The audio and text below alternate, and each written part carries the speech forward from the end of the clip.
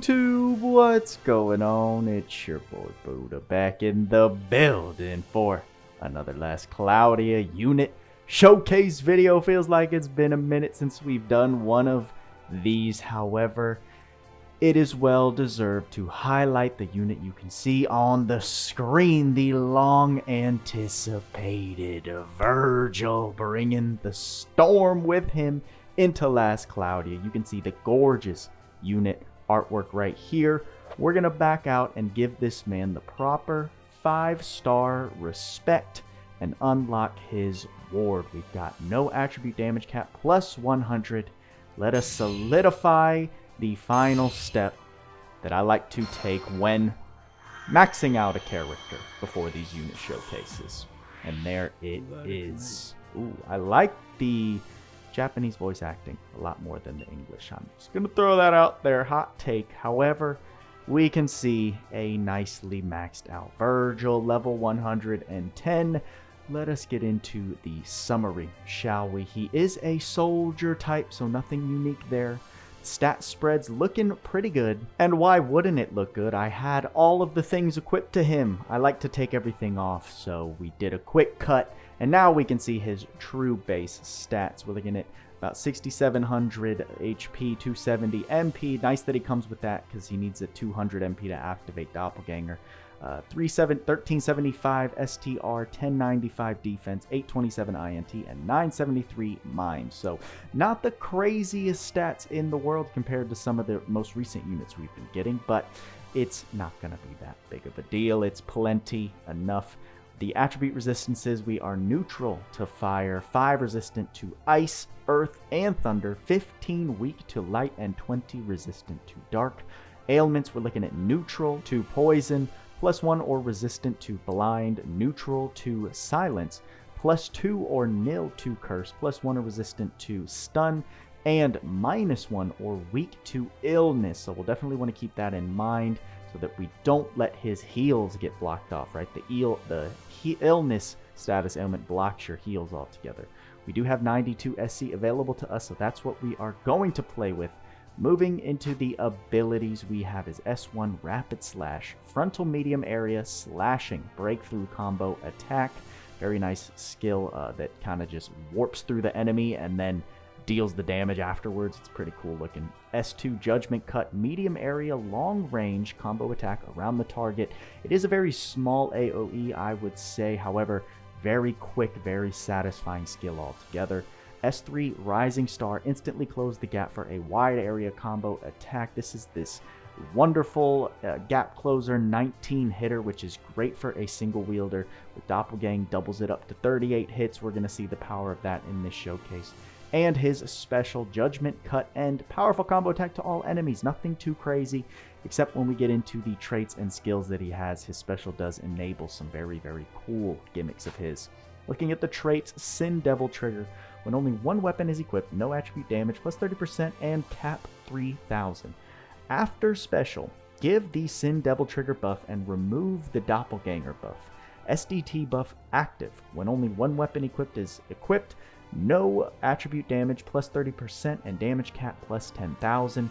When using a skill, can't be interrupted by most attacks. So very, very unfortunate. I got this wrong in the info reveal. In our initial impressions, Tweaks and myself thought that this was tied to the SDT buff, and it indeed is. So you do have to activate the special to get the SDT buff, which gives you this damage boost and the super armor. So it is very temporary, and I believe the SDT buff is 40 seconds base, can be enhanced by buff duration things, so keep that in mind. Moving on to concentration, boost no attribute damage and damage cap per hit to enemy. At 30 hits, max damage +50%, damage cap +10,000, resets each wave. Whenever attacked, cut effect by 4 hits. What I do really like about this is once you reach that 30 hits to the enemy in that wave, it will stay at that damage cap until you take hits and then regain that damage cap by dealing more hits. It's not something that diminishes or resets when your combo meter resets. So I do like that a lot for the damage sustain. It does help Vergil out. Let's go ahead and look at the unlockable skills that Vergil gets. Doppelganger, we saw this mentioned in his trait 1. Use all MP to give unit the doppelganger buff, which doubles skill hit counts. Only usable once per quest when only one weapon is equipped, and SDT buff is inactive. So they're showing us all over the place that you can either have Doppelganger active or the Sin Devil trigger. You cannot have both active at the same time. So they're to be used in separate situations or one after the other. Like I mentioned, it costs 200 MP, but he has 260 MP in his base kit, so you don't have to give him any extra MP ups for activating this specifically. And this does indeed double the skill hit count. This does not count as an extra attack. So things like extra attack boost don't enhance the damage of the hits that you get from this. It's technically like you make him a dual wield unit is essentially what happens when you activate Doppelganger. And with single wield level caps that we have come to know in today's game and that he can achieve, things get pretty wild, as we're going to see. The passive skills: attack up max, we have fighting spirit 4, heroism up 3, critical up 3, which is a good SC save, advanced aim vitals, proud force will take it, illusion, auto critical, love to see that SC save, auto haste will definitely take, ardor for some more crit rate, no attribute attack raise 2 and 3, which is great. Those are the two that you want, the very expensive ones. No attribute critical raise will definitely take it, has a lot of critical innately in his kit, which is going to help for very crit heavy builds, which is a very popular way to milk all the damage out of our DPS units. Pose of Glory: when defeating an enemy, slightly recover SCT, so a little bit of SCT sustain. Blessed Speed will definitely take for free. Double Impact, very, very negligible. Basically, you can ignore that this is there. It doesn't help any kind of niche or strategy at all. Favored Sword will definitely take it. Big SC save and nice damage cap. Instant Strike, I'm not going to complain about it. Not my favorite skill, but definitely not going to complain. Doppelhander innately and two-handed claw. We'll see that he has that ability to either run single wield sword or single wield claw and get separate boosts. Close mega boost he gets, so that's fine. So you definitely want to run him single wield along with some close. Armor HP plus, again, this was clarified that it just activates when there is something in your unit's armor slot. It doesn't have to be specifically the armor type armor, right? We have clothes, robes, and armor types. So it can be any of the typings just as long as the armor slot is filled. You get this armor HP plus. Quick trigger will definitely take for that initial stock at the start of battle. Decoy, I love to see that innately, just makes things easier. Indomitable Spirit as well, so some nice revive and then survive lethal damage sustain. Giant Killing 2, I like it. Extra damage cap against bosses.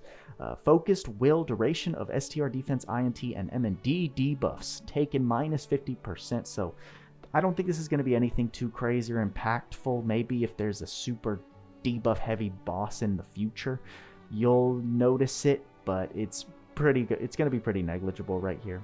So, who will die first until unit defeats an enemy? Physical attack damage plus 20%, so gonna give you some extra damage each wave until you kill your first target, which is fine. We're gonna build him so he's dealing cap no matter what, so this is just kind of irrelevant. However, for new players, it'll give you a nice boost before you kill anything.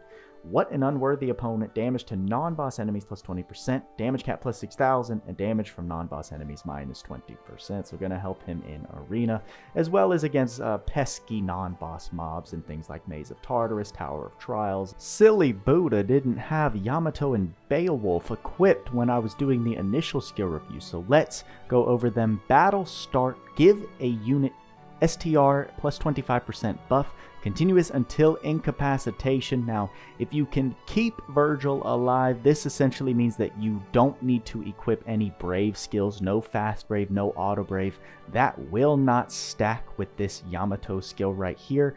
And SDT buff active when only one weapon equipped is one sword, physical attack damage plus 30%, and damage cap plus 10,000. So make the distinction that the first sentence here is unrelated to the SDT buff.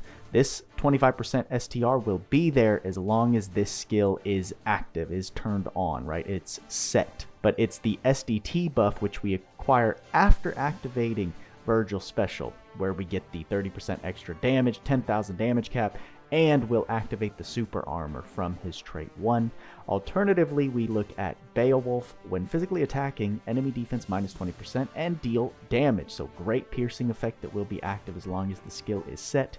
SDT buff active. When only one weapon equipped is 1 claw, skill damage plus 50% and damage cap plus 20,000. Now, here's the thing. While yes, it's an extra 10,000 damage cap, an extra 20% to skill damage, the claws in this game are so inferior to swords. There's the running joke that we play sword Cloudia, and the special activating through experience is not a quick thing unless you're building to activate his special quickly using things like Great War of Ruin and maybe, I don't know, Special Treasure Macudine, but then you're getting into weird territory that I'm not a big fan of. You're not going to be seeing the SDT buff that often, in which case the majority of your damage, you're going to get more out of wielding a sword and using extra skills like Doppelhander boost and just having an overall higher average damage output, right? It'll be very niche, and maybe in the future when we get some better claw skills and claw weapons, Beowulf will be the preferred SDT skill to run here, but in the current game's climate, in my opinion, swords are just going to be that better choice out of the two. But that's it for the man's innate skills, as Tweaks and myself went over in the Power Creep podcast, mainly Tweaks. The things that we are missing are some damage modifiers, of course, right? If you want to focus on the fact that he has no slayers, he definitely has some damage modification to make up. Sustain is something we're also going to want to put on him in terms of SCT. I do know for a fact that he has 5 stocks of his S1, 2 stocks of his S2, and 2 stocks of his S3. In order to get that just nice burst damage, you want to have as many stocks available, and 2 stocks of his S2 and 3 are not a lot, right? You're going to run out of those very quickly, especially with how fast his skills pump out. So we'll definitely want to use some stock skills. Great thing, it's the DMC rerun, and everyone can get Purple Orb for free. How about that? So no excuses moving forward, am I right? And then after we make sure his damage is capped out, make sure he's got stocks to spam. It's just about adding maybe a little extra sustain for HP, because you can tell this guy is just straight damage, right? There's not a lot of bulk built into his kit at all, so he is just there to shred through enemies, and oh my goodness, is he going to do just that. But I don't want to wait any longer. Let's go ahead, make some builds for this guy and take him into a couple different situations to show off his prowess in Last Cloudia and make our final judgments on Vergil at the end of the video. Starting with this multiplayer build, no slayers involved here. We're going to be taking on one of the limit breaker fields. You can see I brought a nerfed multiplayer team intentionally, so shout out to the one guy I'm running with. But I wanted to showcase what Vergil can do, what he offers running solo in these multiplayer stages, because I think he will be a very convenient slot in for any multiplayer stage you want to run. And because this build doesn't require you to have any slayers, it just makes it that much easier to take on whichever stage without changing up your builds too much, right? This Vaz arc works very well with him here. You can see I don't have his paid gear. They're very much unnecessary in my opinion. Muramasa does absolutely fine. We have Brigadine, which you can see I'm running. I know the AER from the arc released with ship Lanceveil is also a great pick. However, I do like this coat, this clothing, because it offers some nice status ailments that cover his illness weakness, right? This plus the Desert Rose accessory you can see basically make him resistant to illness, and so then all of the ailments are pretty much covered for Vergil here. So here we go. The process is very simple. Get through the first couple stages, and then click on Doppelganger and spam skills to your heart's content. Look at the skill hit count as it rises. I mean, I'm sure Joker contributed some here, but we know who just got the majority of that 116 hits. But thank you for a very easy multiplayer clear, Vergil. And let's move on to the second build showcase. which is more of a pure DPS crit build against I would say a large HP boss. This is the Bahamut fight from the story that we currently have. And you can see we're running Shift Bayland and Sarah, giving that extra damage for Vergil here. And what's funny is we've nerfed Bayland, so he has Elder King Mask.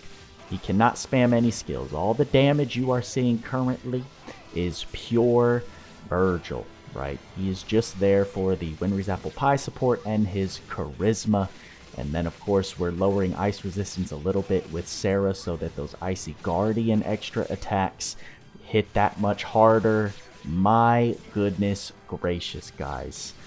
You're going to see I left in a little more I mean, look at that. That's just so beautiful to watch. I left in a little more footage just so you could see. 20 million HP, one character. Once we get through this little loading screen, took out in 26 seconds. It was a new record for me, so just absolutely fun for a PvE unit. Here we are in Arena, you can see. I don't know if anyone was anticipating much from Vergil here. I know I was not.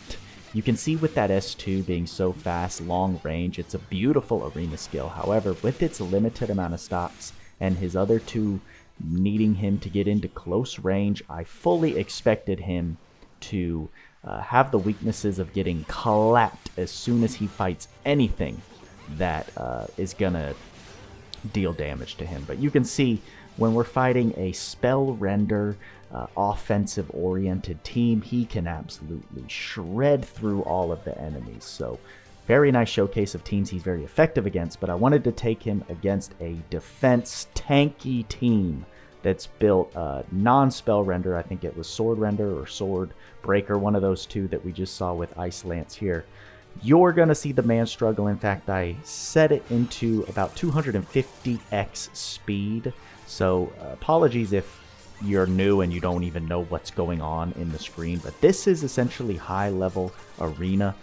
I don't run any units in manual whenever I do these showcases. I started running auto mode only because I feel like the auto mode determines if units can truly be incredible for arena comps, right? The arena grind is a very monotonous grind you want to do passively, and sitting there trying to do it manually, I think is just a mild form of torture.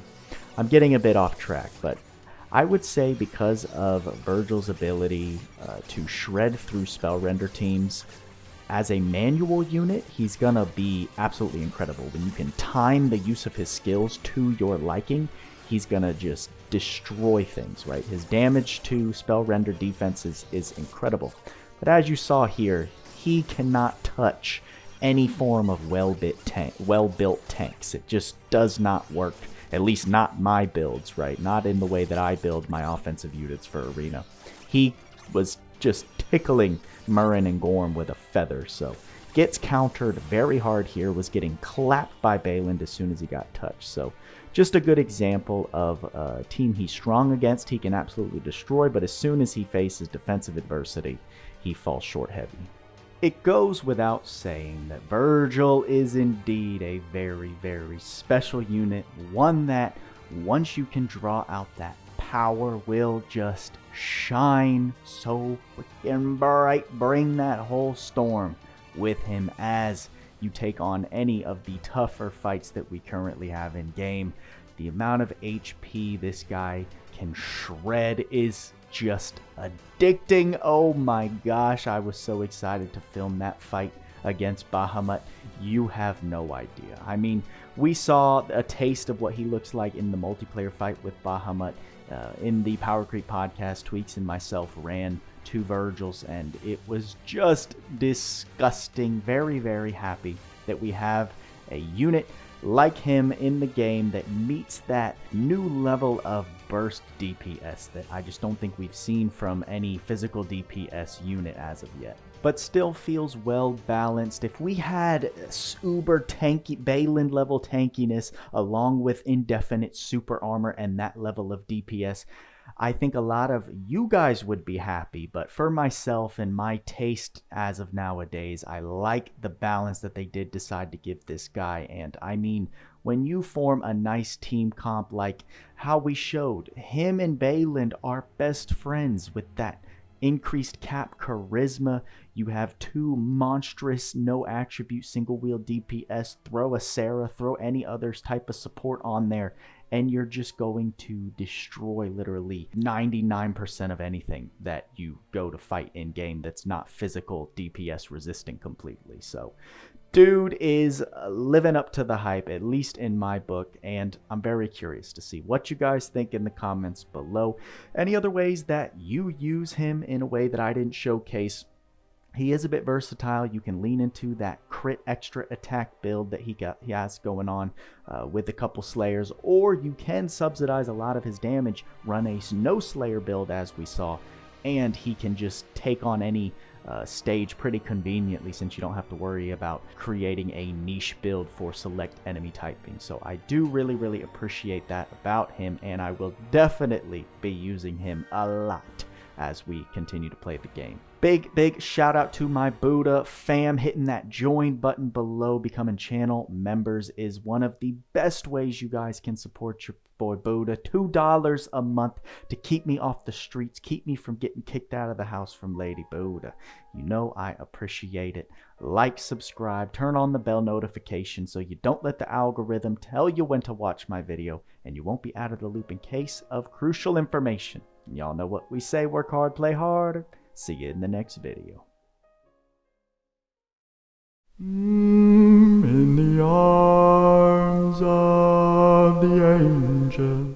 Do you know a Buddha who just wants to make helpful gaming videos? Every day, an innocent Buddha is forgotten and neglected by the company which he needs most, and he's crying out for help.